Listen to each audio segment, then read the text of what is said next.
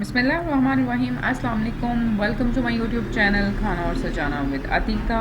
बहुत ही मज़ेदार सी चना चाट आज हम बनाने के लिए जा रहे हैं और उसके साथ हम कटोरी भी तैयार करेंगे।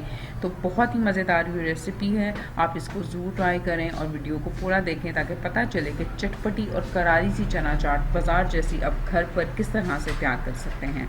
जी तो चलें इंग्रेडिएंट से स्टार्ट करते हैं। यहाँ पर मैंने 3 कप के करीब उबले हुए चने ले लिए हैं। उसके अलावा यहाँ पर मैंने आलू लिए हैं, इनको मैंने उबाल लिया था और इनको मैंने इस तरह छोटे पीसेस में काट लिया है। और उसके अलावा इन चीज़ों की क्वांटिटी जो है, जितनी आपने चना चाट बनानी है उसके हिसाब से आप ले लें। जो चीज़ आपको पसंद है उसको आप ज़्यादा कर दें और जो चीज़ नहीं पसंद उसकी क्वांटिटी को थोड़ा कम कर दें। यहाँ पर मैं इसके अंदर प्याज ऐड करूँगी, थोड़ा सा धनिया, कटे हुए टमाटर और कटी हुई सब्ज़ मिर्चें इसके अंदर चली जाएंगी। जो मसाले हमने इसके अंदर ऐड करने हैं वो हाफ़ टेबल स्पून के करीब लाल सुर्ख मिर्च का पाउडर है, हाफ़ टेबल स्पून के करीब नमक है, 1 टीस्पून के करीब मैं इसके अंदर काला नमक ऐड कर रही हूँ और ये 1 टेबल स्पून या फिर 1.5 टेबल स्पून के करीब आप इसके अंदर चाट मसाला जो है वो ऐड करें। 1 टीस्पून के करीब इसके अंदर मैं सफ़ेद ज़ीरा जो है वो ऐड करूँगी और उसके अलावा ये इमली का पल्प है। ये इमली का पल्प है, मैंने इमली को रात को भिगो दिया था और सुबह मैंने उनकी गुठलियों को निकाल कर इसको हल्का सा ब्लेंड कर लिया है।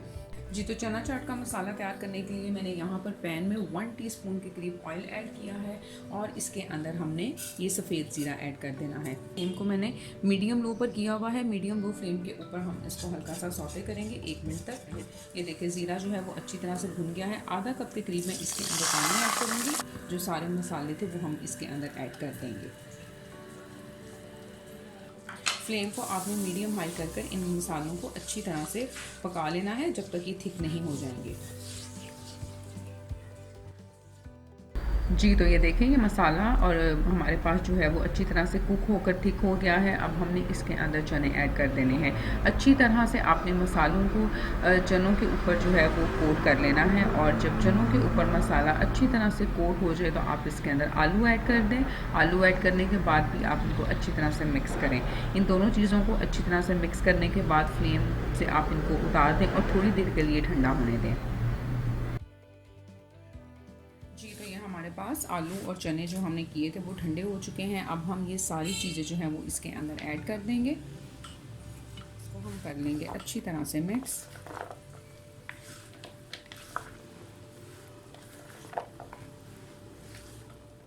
जी तो चना चाट की कटोरी तैयार करने के लिए मैंने यहाँ पर आधा कप के करीब मैदा ले लिया है।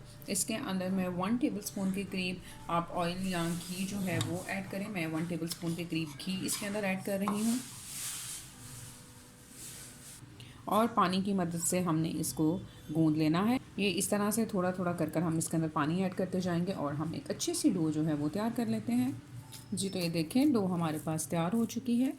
ये हल्का सा मैंने इसके ऊपर ऑयल जो है वो लगा दिया है और 10 मिनट तक हम इसको रेस्ट देंगे। जी तो अब हमने मैदा लेना है और एक छोटी सी रोटी जो है वो इससे बेल लेंगे हम लोग। बहुत ज़्यादा मोटी भी ना हो और बहुत ज़्यादा पतली भी नहीं, एक नॉर्मल सी रोटी जो है वो हम इससे बेल लेंगे। ये देखें, एक नॉर्मल साइज़ की रोटी जो है वो हमने इसके ऊपर बेल लेनी है और अब आपने कोई भी स्टील की कटोरी जो आपके घर में हो, आपने इसको उसके ऊपर अच्छी तरह से कवर कर देना है। इसको अच्छी तरह से कवर करें।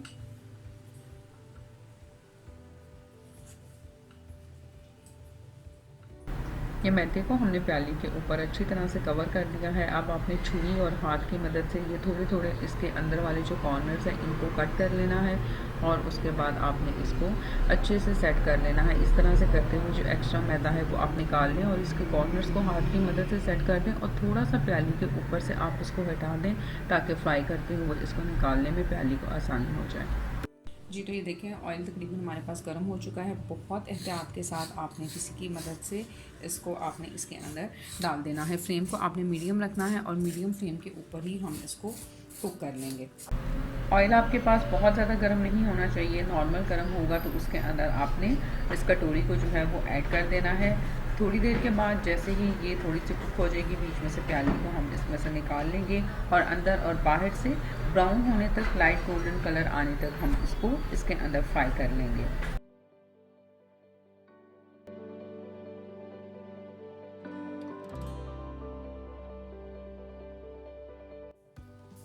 जी, तो देखें बहुत ही खूबसूरत सी कटोरी जो है वो हमारे पास रेडी हो चुकी है। इसके अंदर अब हम बहुत ही मज़ेदार सी जो अपनी चना चाट थी वो ऐड कर देंगे। इसके ऊपर मैं डाल दूँगी ये इमली का जो पल्प हमने तैयार किया था वो इस पे चला जाएगा।